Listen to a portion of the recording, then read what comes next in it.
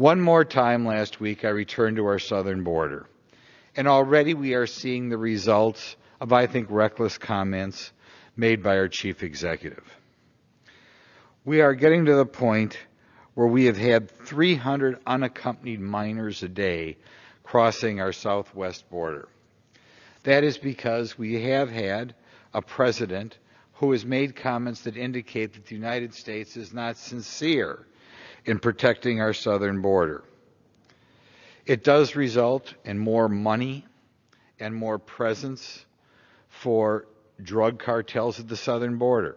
So people understand, people do not just walk across the border, but Mexicans are charged $3,000 a person, Central Americans $5,000 a person, Brazilians $9,000 a person, and Asians $20,000 a person to cross the border.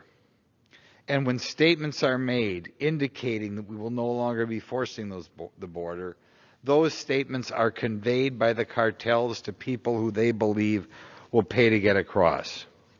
We are therefore seeing the increase of people at the border, including unaccompanied minors that are supposedly people we want to protect. Last week, on the Sunday, Monday, and Tuesday, just in the Sasabe section alone, after I left that area, there were 120 unaccompanied juveniles, some already part of a criminal element, but given that they have to deal with the cartels to get across the border, it certainly is not a good influence on them. Also, while I was down there, I heard in the last year on the Tucson sector alone, and there are 7 or 8 sectors along our southern border, well over 100 people were found dehydrated to death. This is the result of the current system in which we do not secure our border. Unfortunately, despite the verbiage which indicates we're going to be less stringent in enforcing our border, we are also going to stop building the wall. First of all, you're throwing away about 5,000 jobs right away, and supposedly we're supposed to be looking for new jobs.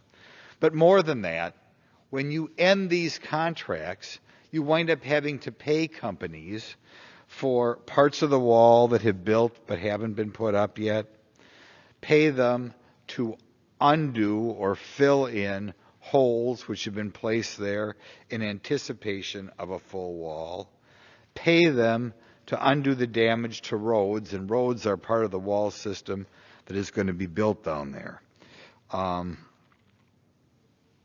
As the result, we're spending a lot of money which could be used to put in more wall and is not.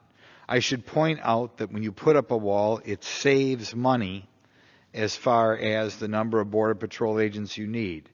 If you don't have a wall, it should take about 2 or 3 border agents a mile to patrol the border. With a wall, it's about 1 agent for every 2 miles. Another benefit for having a wall. But above all, the idea of paying money to wrap up the project rather than paying money to complete the wall is a waste of money and a real problem. Another thing I found out with the wall, you're going to have less injuries to Border Patrol agents, which is probably one of many reasons why when I've gone down at the wall, I have yet to find a Border Patrol agent or a sheriff's deputy for the counties along the southern border who is not in favor of the wall. We are going to wind up losing money as we pay money to care for people crossing the wall, losing money to our society as we have more drugs coming across the southern border, and not surprising, as marijuana becomes more legal in the United States, more of the drugs that cross the southern border are fentanyl, are meth, are heroin, resulting in more deaths all around the country. Another reason why we should be taking our southern border seriously. I therefore strongly encourage my colleagues, as we look at future appropriation bills, to pay attention to the border. We cannot go back to the days of completely anybody can come across there. Because like I said, you're going to wind up with more people dehydrating to death in the desert. You're going to wind up with more unaccompanied minors who are going to be dealt with by the tender arms of the drug cartels, which control all the immigration, illegal immigration across the southern border. So please, I ask my colleagues, do what I did. Go down to Arizona. Go down to Texas. See the situation we have. See whether anybody could possibly think going back to the old system is humane in any way. It is not humane to minors.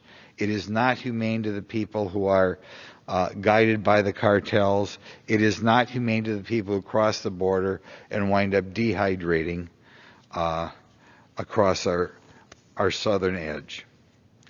Thank you.